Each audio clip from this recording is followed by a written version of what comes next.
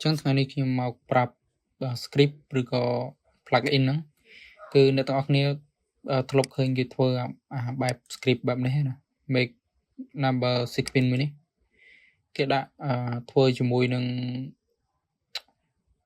Longier calendar របស់យើងហ្នឹងអញ្ចឹងអានេះ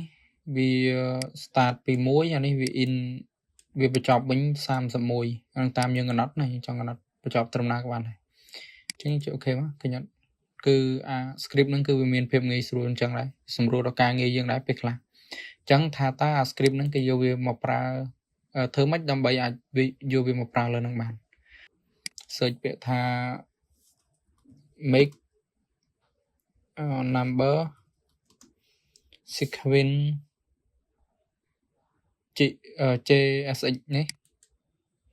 ហើយចុចលើហ្នឹងមកចុចលើអា GitHub website លើគេហ្នឹងបន្ទាប់មកត្រង់នេះអ្នកទាំងអស់គ្នា search អាកន្លែង go to file នេះ search មក make នេះគឺវាចេញមកយើងយកទី2នេះមក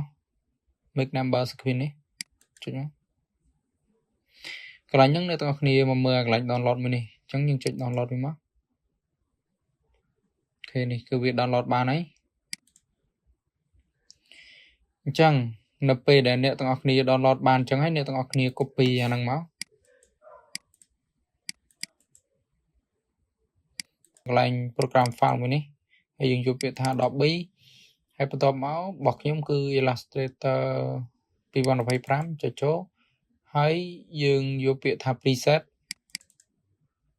ហើយយកពាក្យថា en.us ហ្នឹងចូលមកកន្លែងនេះយើងយកពាក្យថា script អូខេតើពីយើង script អញ្ចឹងហើយអ្នកទាំងអស់គ្នា click មកស្ដាំ